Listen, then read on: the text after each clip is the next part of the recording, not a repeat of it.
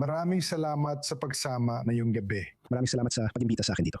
Marami akong gustong itanong tungkol sa Gaza at Hamas. Pero kailangan nating simulan sa mainit na usapin ngayon, ang negosasyon ng Estados Unidos at Iran. Ngayon, bilang isang batikang negosyador na nakaharap na sa ilan sa pinakamabagsik at pinakasinikal na terorista sa rehiyong ito, paano mo tinitingnan ang paraan ng Estados Unidos sa pakikipag-usap sa Iran? Nakakatulong ba o nakakasama sa posisyon ng US ang magkasalumat ng mga pahayag ni Trump? Sa tingin ko, alam mo, ang Estados Unidos syempre ay umaasa sa isang napaka-espesipikong paraan ng panghawak na negosasyon sa panahon ni Trump, na tinatawag kong ganon. Si Trump, alam mo, ginagamit niya ang isang paraan na pilaghalo ang kawalang katiyakan, kalabuan at syempre umaasa sa lakas ng Estados Unidos bilang pinakamakapangyarihang bansa sa mundo at may pinakamakapangyarihang hukbong sandatahan. At saka handa rin siya. At nakita natin ito sa panahon ng bigmaan na handa siyang hayaan ang hukbong sandatahan na gawin ang gusto niya, tulad ng mga pag-atake sa impapawid ng Iran kasama ang Israel at iba pa na hindi ginawa ng mga dating presidente. Kaya sa bagay na ito, ginagamit niya ang kanyang impluensya at ipinapakita niya ang kanyang kakayahan. Kasabay nito ang teknik ni Trump, alam mo, tungkol sa negosasyon. Minsan ay maaring maging kapaki-pakinabang para sa kanluraning mundo. Dahil nakita natin ito, alam mo, sa negosasyon ng taripa na hinawakan niya. Pati na rin sa Greenland kung gusto mong isama yon. Minsan, gumagana ito sa usaping kanluranin dahil iba ang palanaw natin sa negosasyon kumpara sa kanila. Tinitingnan natin ang mga orasan, sinusukat natin ang progreso, tinitingnan natin ang mga deadline at iba pa at iba pa at iba pa. Kaya ginagamit natin ito sa paraang puro itim o puti lang ang tingin. Nanalo ba tayo o natalo sa labanan? Kapag kaharap mo ang isang katulad ng Iran, ang kanilang kalamangan ay ang oras. Kaya kailangan mong maging lubos na mulat sa kung ano ang papasukin mo sa negosasyon. At dapat alam mo na ito bago ka pa man pumunta sa mismong labanan. Yan, alam mo, katulad ng ginagawa natin, halimbawa ang mga war games, iniisip natin kung anong susunod. At ang kasunod pa nito, ganito rin dapat ang paghahanda mo sa isang negosasyon. At sa tingin ko, ito ay isang pagkakamali sa pag-unawa kung ano ang Iran, kung ano ang Islamic resistance. Mga paraan na nabibigay diin sa iba't ibang bagay, tiyaga, pagtitiis, matatag na paninindigan, at pagpapahina ng kalaban. Ito ang parehong Iran na nakipagdigmaan ng 8 taon laban sa Iraq noong dekada 80 noong nakaraang siglo. Dapat mong unawain kung sino ang kaharap mo para maayos mo maplano ang mga hakbang sa negosasyon. Ibig mo sabihin, sumali si Trump sa digmaan ng di handa. Naiintindihan. Sa tingin ko sa usaping ito, para may ginaya sila mula sa ibang negosasyon. Akala nila tulad ng matagumpay na negosasyon sa Hamas na pinangunahan ni Envoy Witkoff at Jared Kushner, makukuha rin natin lahat ng bihag pabalik. Hindi ganon, hindi mo pwedeng isipin na pareho lang ito ng sitwasyon sa Iran. Kung gagawin mo ang mga pagkakamaling yon, at isipin mo ang gagana rin sa ibang sitwasyon ang gumana nun, minsan malaki yung pagkakamali. At sa tingin ko, ito ang nakikita natin kung bakit araw-araw may ibang nangyayari. Makalawa, parang may kapayapaan sa buong mundo. Tapos ngayon, parang World War III na. Sa tingin ko, kailangan nating maintindihan na gipapahabalan ng usapan para makakuha ng oras ang Iran. Para sa kanila, ang makaligtas sa digmaang ito at manatiling nakatayo at nakatayo pa nga sila ay isang uri ng tagumpay. Kaya dinadala mo kami sa posisyon ng Iran sa negosasyon. Ngayon, tinan mo, mula sa digmaan tungkol sa kanilang nuclear at ballistic missile program, nagtagumpay silang ipasok ang mga panlabas na issue tulad ng Strait of Hormuz o kahit ang mga pag-atake ng Israel sa Lebanon bilang mga kasangkapan para gipitin ng Estados Unidos sa negosasyon. Ngayon, hindi ko maiwasang balikan ang kasabihang binuo ni Trump noong kanyang unang termino, kung saan sinabi niya, at inuulit ko, hindi nanalo ang Iran sa digmaan pero hindi rin sila natalo sa negosasyon. Kaya ganito ba ang nangyayari ngayon? Nananalo ba ang Iran sa negosasyon?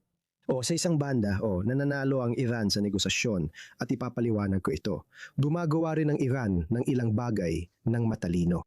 Yung mga pag-atake na binanggit mo, halimbawa sa mga bansa sa Gulpo, Hindi ito isang pagkakamali na ginagawa niya ang mga yon dahil ang pagsisikap na inilaan niya sa mga bansang yon ay may ilang layunin. Una sa lahat, para gipitin nila ang mga Amerikano, maitigil ang digmaan. Pangalawa, para mapaisip kayo, akala ninyo na ang pagkakaroon ng mga asset ng Amerika sa mga base ninyo ay magbibigay ng proteksyon at ililigtas kayo sa panganib. Hindi, dapat ninyong pag-isipan ng mabuti ang diplomasya at estratehiya dahil maaari rin itong maging pabigat sa leeg. Makikikita rin ito sa nangyari sa Oman na naging tagapamagitan bago ang digmaan. Tingnan ninyo ang mga nangyayari nitong mga linggo habang lalo siyang lumalapit sa Iran. Pinag-iisipan ng bawat hakbang at iniisip na siya ang magwawagi matapos ang digmaan. At ang huling bagay na gusto kong sabihin, nabanggit mo ang Lebanon.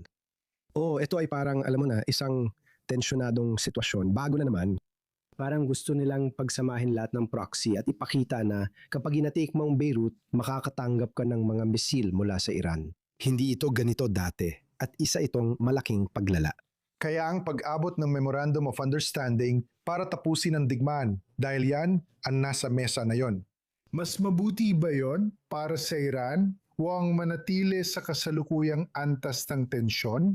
Ano ang mas mainam para sa Iran? Kasunduan o kasalukuyang sitwasyon? Well, depende kung ano ang laman ng kasunduan, alam mo. Kasi sa tingin ko, ang sinusubukan ng Iran ay sinusubukan niyang ipaliwanag, alam mo, sa isang malinaw na paraan sa mundo. Sa mga Amerikano, syempre, sa mga Israeli, handa kaming lumaban hanggat gusto ninyo. Pinatay ninyo ang marami naming leader. Malaki ang naidulot ninyong pinsala at kami, kasama ang Amerika, ay malubhang nakapinsala sa infrastruktura sa Iran. Malakas din ang epekto sa ekonomiya nila. Pero sinasabi nila na kaya pa rin nilang tumayo sa sarili nilang mga paa.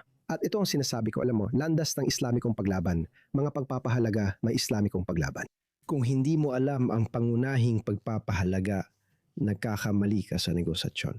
At nakikita natin ito, sa totoo lang, sa medyo ibang paraan sa Iran, sa Hezbollah sa Lebanon, sa Hamas sa Gaza, at pati na rin sa mga Houthi sa Yemen. Bawat isa sa kanila ay ibang manlalaro sa ibang larangan. Inaangkop niya ang sarili sa sitwasyon dahil para sa kanila ang kaligtasan ng tagumpay.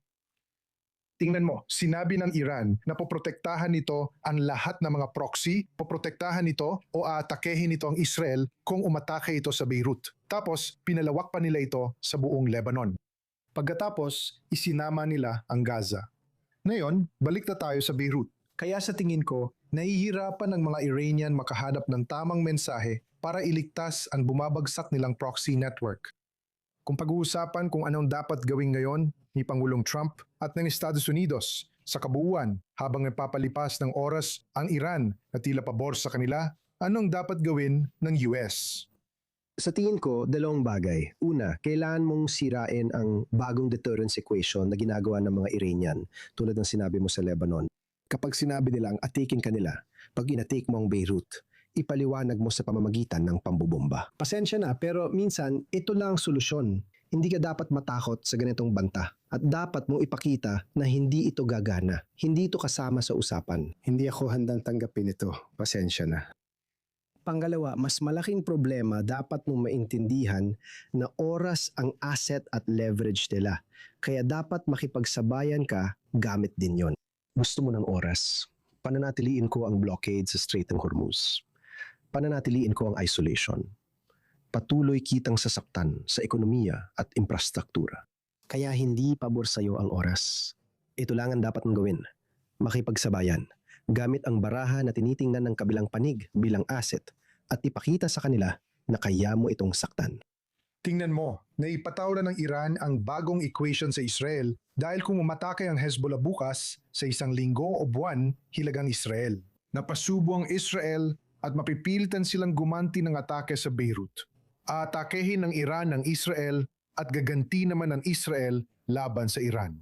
Limitado lang ang tugon dahil pinipilit ni Trump si Netanyahu na bawasan ang saklaw ng pag-atake ng Israel sa Iran. At dahil doon, kaya ng Iran na tiisin ang ganong sitwasyon dahil limitado lang ang mga pag-atake ng Israel. Kaya paano mo mababasag ang siklong yon? Para sa Iran, kaya nitong ituloy yon. Anong susunod na gagawin?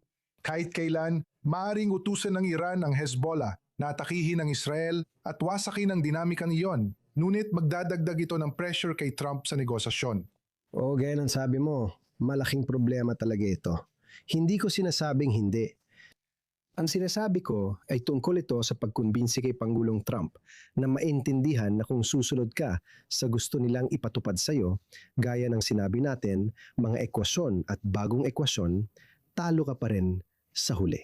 Kaya kailangan mong ipaliwalag ng mas matindi, kasama na ang blockade at iba pa, na hindi mo tatanggapin ito kahit na may gastos kang babayaran sa maikling panahon, pero kailangan mong tingnan ang pangmatagalan. At isa pa alam mo, sa negosasyon, may isang termino na madalas namin ginagamit kapag pumapasok kami sa negosasyon. Ito ang BATNA. Ano ang pinakamagandang alternatibo mo sa kasunduan sa negosasyon? Isa itong napakalakas na alternatibong hinahanap naming mga negosyador.